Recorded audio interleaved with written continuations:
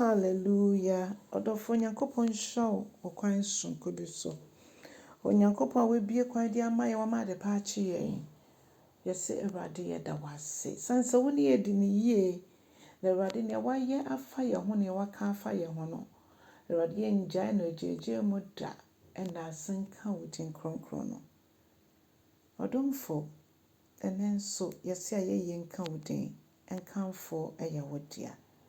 Ewo Jesus dim yesef wasam nya yakra yento ase yentimi so mu ye wo Yesu Kristo dim ne abompaye. Hallelujah, amen. Odofo onyankopon sha bebre no nyo kese me ma kwa abade boti ase senjumedie yiso ne afia kenkan sam afi Roman form metidu miensa ne chichemu du ba akon edikosi dun wotwe. Odofo me enti Awurade asem Ose, we na monye, se munim se ebre no enya asoyi. Na monya ne mfi monemu. Na yankwagie no aben echense dia ebra ye gidiye no. Odofo bi o ene na ogidiye, enra na ogidie obi so ho a ye gie Awurade a edi ya che. Enfie bebreni, na efi esubo ni Yohane bre so besi sa bre. Yesu Kristo ni bre so adwensacha ne ahemman no ne maye no ho asempa akoso abesi sa bre. Enti sesen ne hunu se aben anesa. Odofo ne senti onyame asem kire yen se yento esumunyuma nyina engu na yenhye ehan akode na yenante sede nipa omonam ehan mu omonam eda eye han mu na yenante se omo a wiase ashomoma asabro ene honama kono ashomoma ose pintem nanti twitwa ene enitan de yenyi free yemu ne momade ba ko bi na yenye ose yenhye Kristo yenhye ne satare na meyema honam no kwan ema no enhye honam akonoma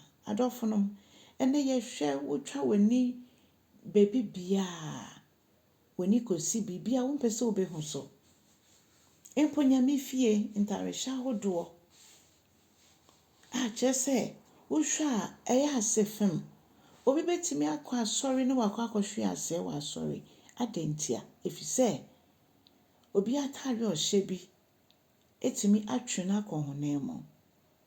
Bible say yenhwe yie onyame asem okyerɛ yen se yenhwe yie yana montuo mu ye kasa ye mu yentare hyemu bibia wonim wogina hwehwemu na wohwe sa we de eyade amede koma obi ahwe ase mesrawo. Bible ma yati ase se yenwane mfiri ho fi se Kristo Yesu maya ode beje ne ma akono aben muma ye ma honam akono kwan ma na mfa ye nso emma obi nhwe ase. Odofo muma ye nhye Kristo ana mombia yetu bi embi se Yesu anka obeka ne sen Yesu a nka obeye den. What would Jesus say? What would Jesus do? WWJD, what would Jesus do? WWJS, what would Jesus say? Anamo ami tu Yesu ka sen wo ho.